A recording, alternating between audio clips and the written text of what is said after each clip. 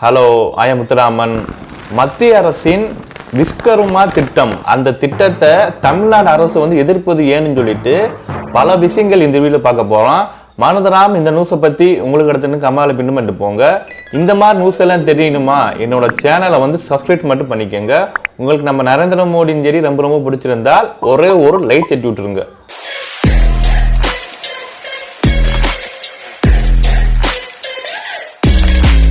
மத்திய அரசின் விஸ்வகர்மா யோஜனா திட்டத்தை தமிழகத்தில் செயல்படுத்த மாற்றோம் எனவும் அதற்கு பதிலாக கைவினை கலைஞருக்காக ஆதரவளிக்கும் வகையில் விரிவான திட்டத்தை செயல்படுத்தப்படுவோம் என நம்மளோட தமிழ்நாடோட சிஎம் மு.க. ஸ்டாலின் அவர் தெரிவித்து உள்ளனர். இது இந்த ஒரு விவாகரத்தில் மீண்டும் ஒரு விவாகத்தை சர்ச்சையை ஏற்படுத்தி உள்ளது. மத்திய அரசின் சார்பில் பிரதமரின் விஸ்வகர்மா திட்டத்தின் கடந்த ஆண்டில் செப்டம்பர் 17 அன்று பிரைம் மினிஸ்டர் நரேந்திர மோடி அவர்கள் பிறந்த நாள் என்று அவரால் தூக்கியப்பன வைக்கப்பட்டுள்ளது. இந்த திட்டத்துக்காக மத்திய அரசு 13,000 கோடி ரூபாய் நிதி உதவி ஒதுக்கீடு செஞ்சிருக்காங்க. இந்த திட்டம் வரும் 2027 ஆண்டுல இருந்து 2028 ஆண்டு வரை 5 ஆண்டுகளில் இருக்குன்னு சொல்லிட்டு அமலுக்கு வரும் என்று அறிவிக்கப்பட்டு உள்ளது. இந்த திட்டத்தில் பிரதமர் நரேந்திர மோடி விஸ்வகர்மா சான்றிதழ் மற்றும் அடையாள அட்டையுடன் முதல் தவணையாக 1 லட்சம் ரூபாய் வரை வட்டியிலாக கடனும் சரி, இரண்டாவது தவணையாக 2 லட்சம் ரூபாய் கடன் வழங்கப்படுகிறது. இதற்கு வங்கி செலுத்த வேண்டிய ஒரு வட்டியான 13% 8% மத்திய அரசு மானியமாக வழங்குகிறது. மீதமுள்ள 5% வட்டியை மட்டுமே கடன் பெறுவார் என்று செலுத்தினால் மட்டும் போதும் என்று அறிவிக்கப்பட்டிருக்காங்க. அடிப்படை பயிற்சி, மேம்பாட்டு பயிற்சி என இரு விதிகளில் பயிற்சிகள் வழங்கப்படுவதுடன் பயிற்சி பெறுவதற்கு தினமும் 500 ரூபாய் நிதியாக வழங்கப்படுகிறது. கருவிகளை வாங்க, மிஷின்களை வாங்க சுமார் 15,000 ரூபாய் நிதி உதவி தரப்படுகிறது. இந்த திட்டத்தினால இந்த திட்டத்துல தாங்க பல தொழில்கள் இருக்குது. அந்த என்னென்ன தொழில்னு சொல்லிட்டு அது ஒரு லிஸ்ட் இருக்கிறது. தத்தர், பொய்கொள்ளர், குயவர், சிற்பிகள், கல் தத்தர்கள், காலணி தைப்பவர்கள், காலணி தொழிலாளர்கள், காலணி செய்பவர்கள், கொத்தனார், கூடை விற்பவர்கள், பாய் விற்பவர்கள், தொடைப்பம் தயாரிப்பவர், கயல் செய்பவர், பாரம்பரியாக பொம்மைகள் செய்பவர்கள், முடி திருத்தம் தொழிலாளர்கள், பூமாலை கட்டுபவர், சலவை தொழிலாளர்கள், தையல்காரர், மீன்பிடி வலை தயாரிப்பாளர், படகு தயாரிப்பாளர், கவசம் தயாரிப்பாளர்கள், இரும்பு கொள்ளர், சுத்தியல் மற்றும் கருவிகள் தயாரிப்பாளர்கள், பூட்டுகள் செய்பவர்கள் என மொத்தம் சேர்த்து 18 விதமான தொழில்களை செய்பவர்கள் பயன்பெறலாம் என்று மத்திய அரசு உத்தரவிட்டிருக்காங்க.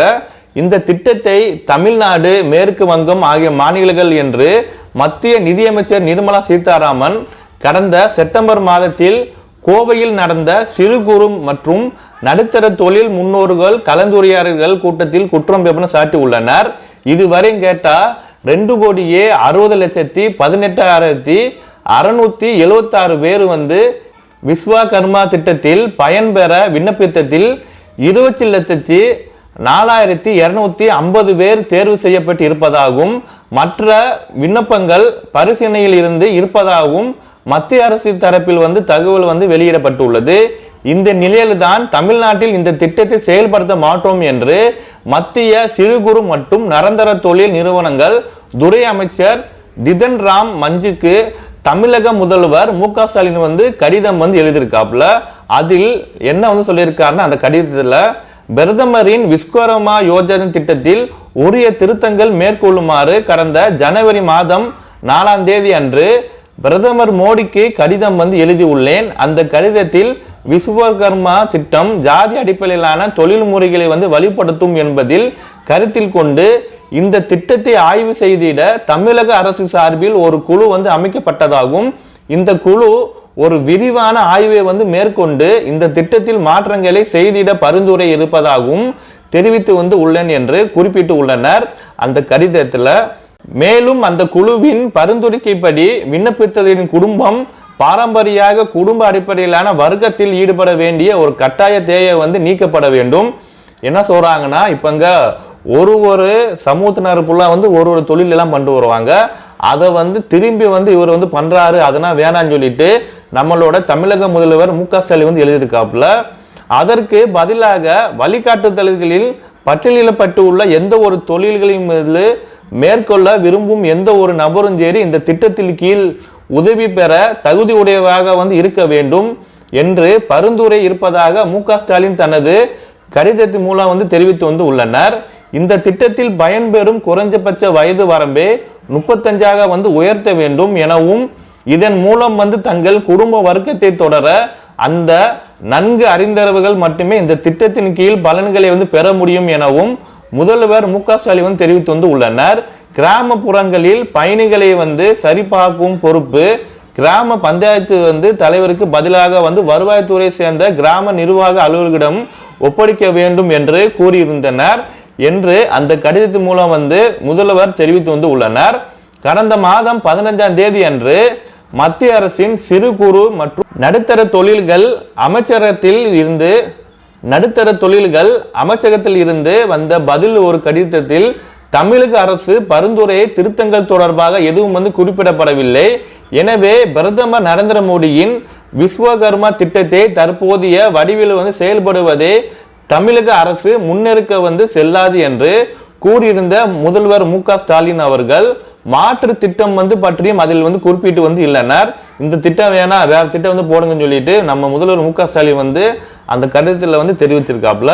சமூக நீதி என்ற ஒட்டுமொத்த கொள்கையின் கீழ் தமிழ்நாட்டில் உள்ள கைவினை கலைஞருக்கு அதிகாரம் அளிக்கும் வகையில் ஜாதி அடிப்படையில் பாகுபாடு காட்டாத கைவினையாளர்களை உள்ளடக்கி ஒரு விரிவான திட்டம் ஒன்றை உருவாக்கிட தமிழக அரசு முடிவு செய்து உள்ளது. இந்த திட்டம் ஜாதி மற்றும் குடும்ப தொழிலில் வேறுபாட்டின்றி மாநிலத்தில் உள்ள அனைத்து கைவினை கலைஞர்களுக்கும் முழுமையான ஒரு ஆதரவை அளிக்கும். இத்தகைய திட்டம் அவர்களுக்கு நிதி உதவி, பயிற்சி மற்றும் அவர்களின் வளர்ச்சிக்கு தேவையான அனைத்தையும் சரி விரிவான ஒரு உள்ளடக்கியதாக இருக்கும் என்று முதல்வர் தெரிவித்து உள்ளனர்.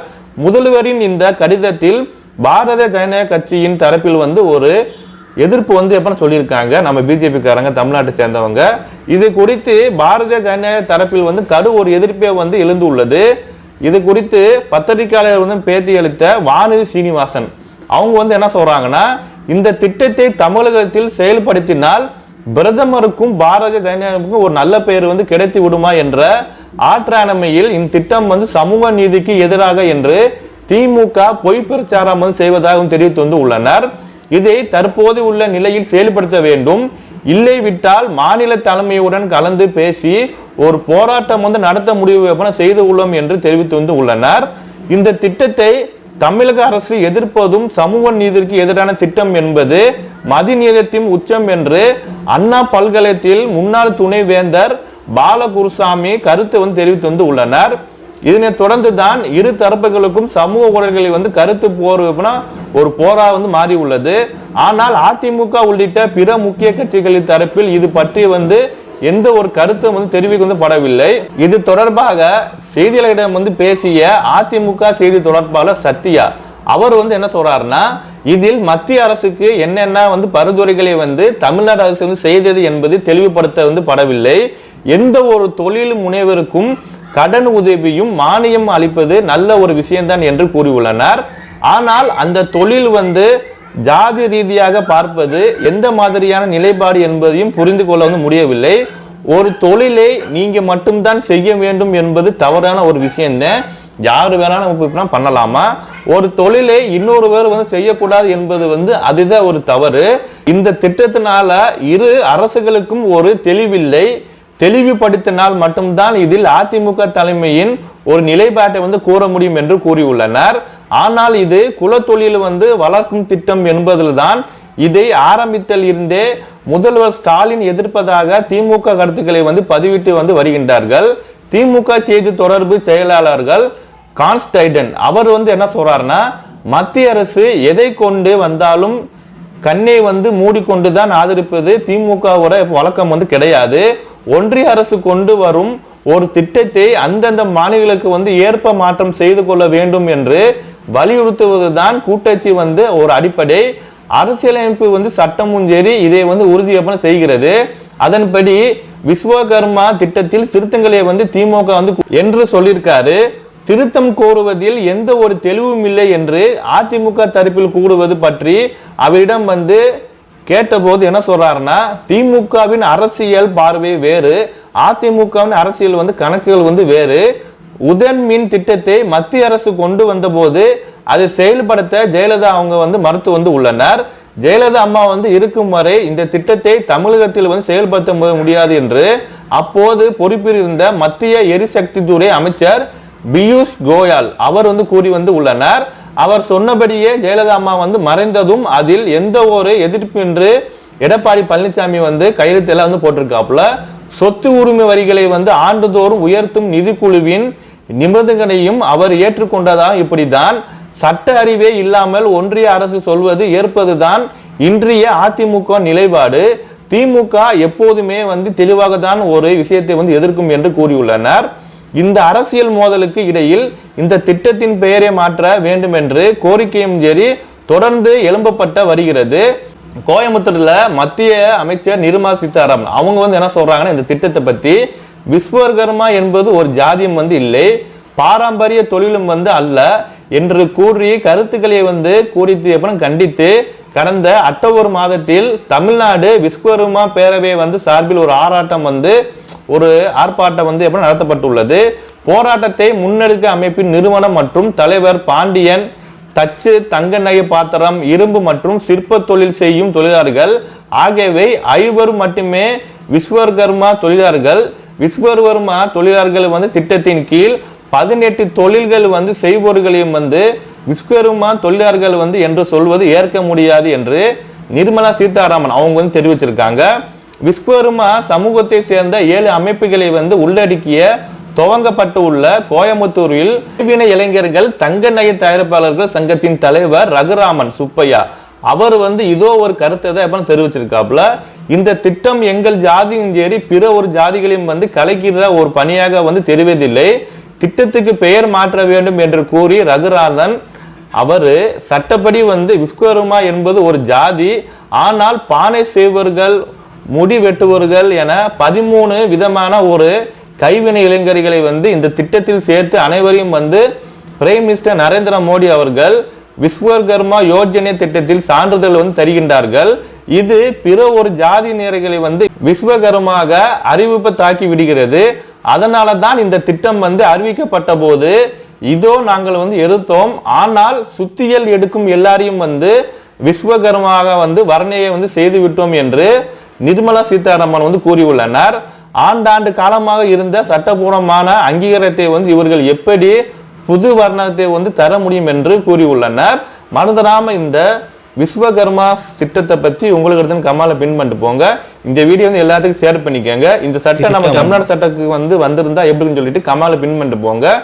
இந்த மாதிரி செய்தியெல்லாம் தெரியணுமா என்னோட சேனலை சப்ஸ்கிரைப் மட்டும் பண்ணிக்கோங்க. நம்ம அரசியல் சந்திக்கலாம். தேங்க்யூ பாருங்க. Love you. ஜெய் ஹிந்த்.